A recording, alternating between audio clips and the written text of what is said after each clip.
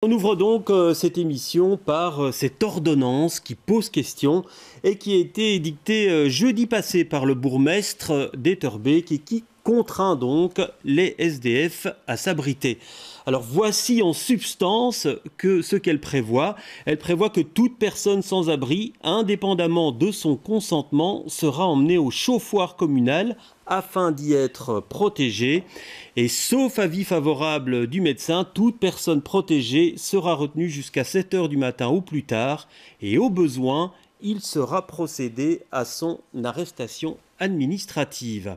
Alors nous avons invité évidemment Vincent De Wolf, le bourgmestre d'Etterbeek, pour venir commenter cette décision, pour venir la justifier aussi, mais à l'heure qu'il est, il est coincé dans les bouchons et on espère qu'il arrivera durant ce débat. Jean Peters, bonsoir. Vous représentez le Front commun des SDF sur ce plateau. Alors il y a les mots indépendamment de son consentement et il y a le mot aussi il sera procédé à une arrestation administrative. Vous jugez ça inacceptable, vous, pour un sans-abri? Ah, mais c'est ça qui nous a fait bondir quand il y a eu la première information, c'était l'arrestation administrative. Pour nous, on peut dire que si le bourgmestre a eu une réaction émotionnelle, c'est ce qu'il a déjà dit, hein, il a dit j'ai vu des gens, etc. Nous autres, nous avons eu aussi une réaction émotionnelle en se souvenant des propositions de loi d'Yvan Mayer il y a plus d'une quinzaine d'années. Et c'était embarqué. Hein. Alors on espère qu'il sera là pour commenter ces décisions, mais il parle quand même qu'il y a des risques d'hypothermie, il y a un danger de mort, que le bourgmestre doit garantir la sécurité publique, et donc s'il n'intervient pas, il y a non-assistance à personne en danger. Oui, ça c'est...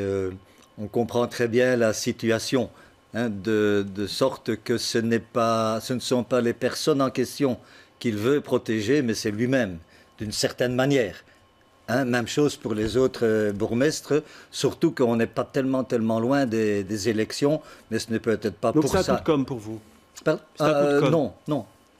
Non, pas...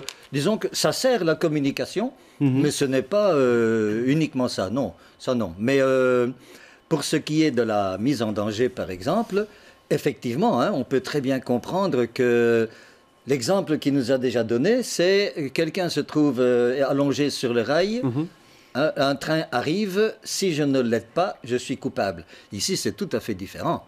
Ici, c'est différent, hein, c'est une question qui va évaluer le danger? Qui va évaluer que telle personne est vraiment en difficulté? S'il est tout à fait bourré, hein, et que ceci et que cela, bon, peut-être que oui. Hein, mais alors, en plus de ça, on a la même blague. Peut-être que oui, dites-vous. Pardon? Donc peut-être que oui, peut-être que cette personne est en danger et doit être protégée contre elle-même. Nous ne nions pas que dans certains cas, effectivement, et donc dans cette mesure-là, étant donné que la mesure du bourgmestre ici est très limitée, nous étions vraiment formellement opposés au début parce qu'on ne connaissait pas vraiment les détails. Maintenant, je dois dire que ce sont les mots qui choquent. C'est arrestation administrative. Ça, non. Oui. Alors Pierre Ekmans, bonsoir. Vous représentez l'association Infirmiers de rue sur ce plateau. Alors pour vous, une bonne ou une mauvaise mesure, cette ordonnance du bourgmestre d'Etterbeek? J'ai envie de dire une bonne mesurette. Dans le sens, oui, c'est une bonne mesure. Enfin, c'est une mesure qui est favorable, qui fait attention au fait qu'il y a des risques d'hypothermie et donc de décès en rue, que les gens ne se rendent pas nécessairement toujours compte du risque qu'ils prennent. C'est une mesure limitée dans le temps, c'est une mesure prise au niveau communal, donc limitée dans l'espace. Donc je pense qu'il y a suffisamment de précautions qui sont prises par rapport à quelque chose qui est quand même potentiellement, qui prive la personne de sa liberté. Donc c'est quelque chose d'important. On ne peut pas prendre une mesure comme ça à la légère. Et ça va peut-être sauver des vies. Hein. Je veux dire, il faut s'arrêter à ça. Et en même temps, est-ce que c'est tout ce qu'on a à nous proposer? C'est ça un petit peu où je me dis, on a en région bruxelloise, on a 2000 personnes qui vivent dans la rue. On en a 2000 de plus qui sont logés, mais logés provisoirement et mal logés. Je pense que, aussi bien au niveau de la commune qu'au niveau communal qu'au niveau régional, il serait peut-être temps maintenant de nous proposer autre chose que ce genre de mesures et avoir un débat beaucoup plus profond, je dirais, surtout que ces chiffres, ils augmentent. C'est ça qui est inquiétant aussi. Donc je pense que maintenant, on doit prendre le taureau par les cornes et envisager des mesures structurelles, et ceci au niveau communal et au niveau régional. Pour moi, ce n'est pas contradictoire, éventuellement même au niveau national, mais on n'en est pas du tout là. Ouais.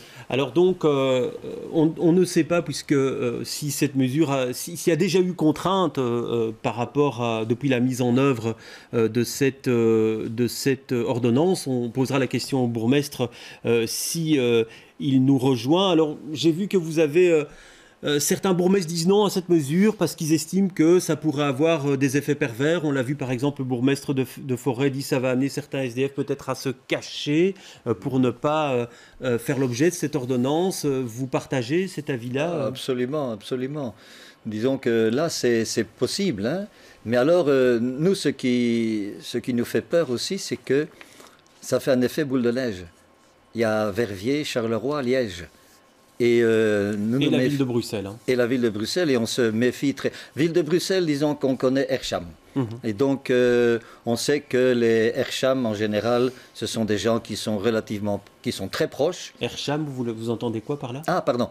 Hercham, c'est un plouk, un team, comme ils disent, de 3-4 policiers qui sont spécialisés uniquement et strictement par rapport aux personnes sans domicile sur la ville de Bruxelles. Et donc, ils connaissent très bien les gens, hein, et en général, ça se passe très bien, et ils peuvent convaincre. Et de fait, c'est arrivé hier ou avant-hier, où en circulant, hein, ils ont convaincu plusieurs, parce qu'en fait, il ne s'agit pas d'une arrestation. En fait, ils sont amenés dans un chauffoir. Et alors là, ils sont allés volontairement. Ouais, ici aussi, hein, c'est au chauffoir communal. Hein, ah oui, c'est ça, au chauffoir communal, c'est bien. Et là, c'était pas mal. On sait aussi que la police d'Etterbeek est aussi relativement correcte par rapport au sans-domicile. Pour bien vous comprendre, au départ, vous étiez plutôt circonspect par rapport à cette mesure, et maintenant, vous lui trouvez des côtés positifs à cette ordonnance du bourgmestre d'Etterbeek? Notre réaction a été une réaction émotionnelle. Ça veut dire qu'on a bondi en entendant ça. Aujourd'hui, en entendant vraiment tous les détails et les détails, la minutie que le bourgmestre a mis dans ça, il faudrait voir maintenant son ordonnance.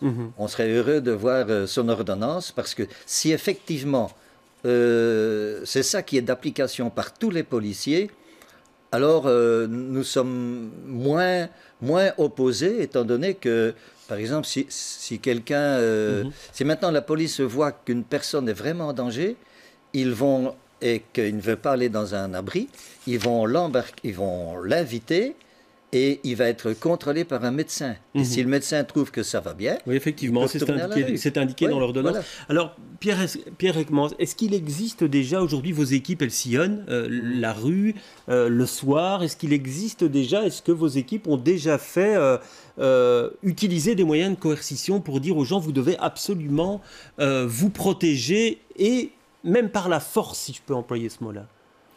Oui, donc on utilise... Il y a une législation qui prévoit qu'on peut obtenir une hospitalisation sous contrainte. Donc ça veut dire que la personne est obligée d'être hospitalisée, je dirais.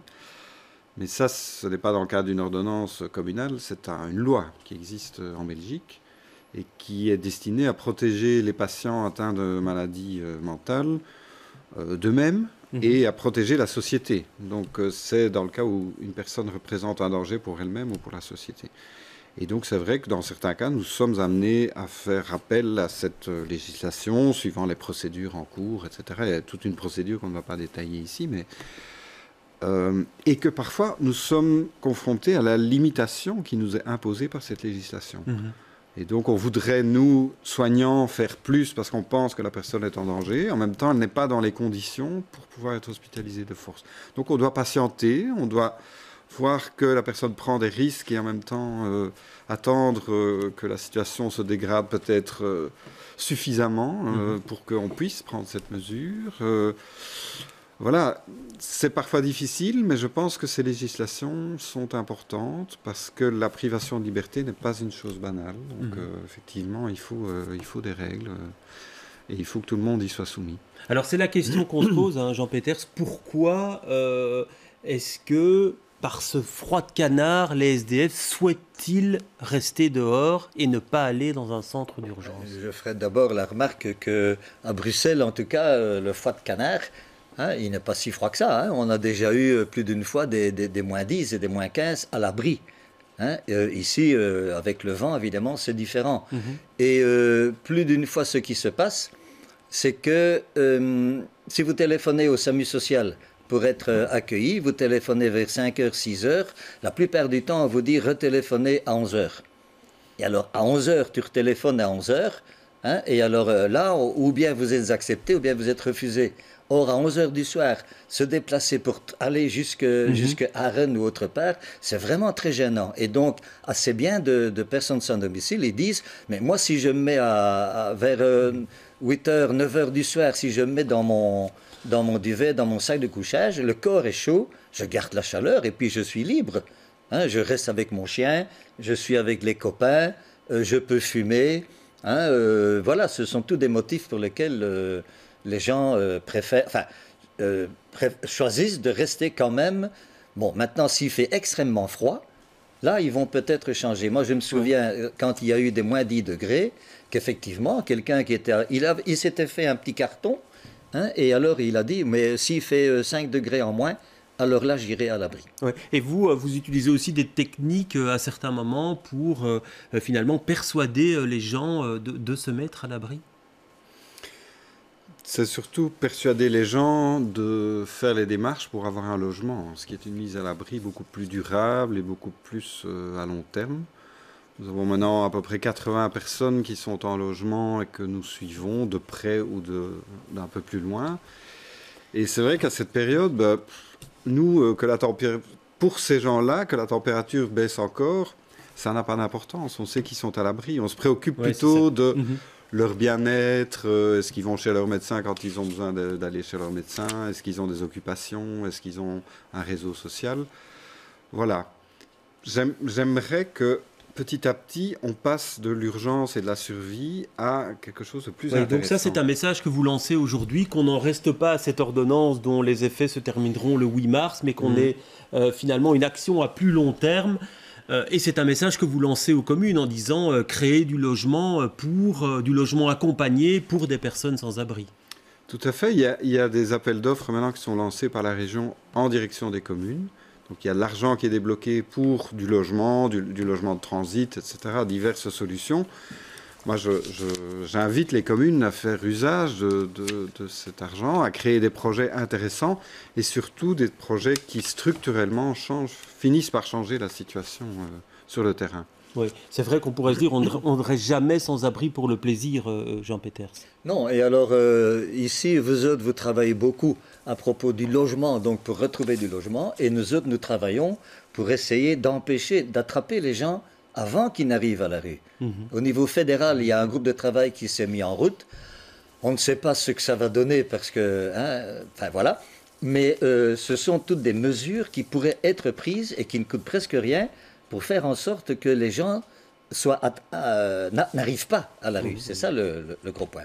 Et à propos d'Etterbeek, ce qui nous fait aussi sourire un petit peu, c'est le fait qu'il y a 3 ou 4 ans, il y a des mesures qui ont été prises anti-mendicité. Tu vois, alors que la loi existe, trouble à l'ordre public. Et donc, si maintenant il y a 3 ou 4 personnes avec leurs chiens qui barrent la route sur le trottoir, la loi existe déjà. Ils peuvent être dispersés. Donc, la loi existait déjà, trouble à l'ordre public, mais malgré tout, le bourgmestre a pris une mesure d'interdiction. Même chose pour ceux-ci ici, mis en danger. Hein, les personnes sont peut-être en danger, mais la loi existe. La loi existe, et donc, mais ici, ils veulent encore remettre, pas seulement lui, mais d'autres bourgmestres veulent en remettre une couche. Hein, c'est un petit peu fort. Très bien, merci d'être venu sur le plateau. Et donc, Vincent De Wolf, coincé dans les bouchons, n'est pas arrivé jusqu'à nous, ni Christophe Tillens, d'ailleurs, le porte-parole du SAMU social, qui est lui aussi coincé dans les bouchons. Merci, messieurs, en tout cas, d'avoir été des nôtres.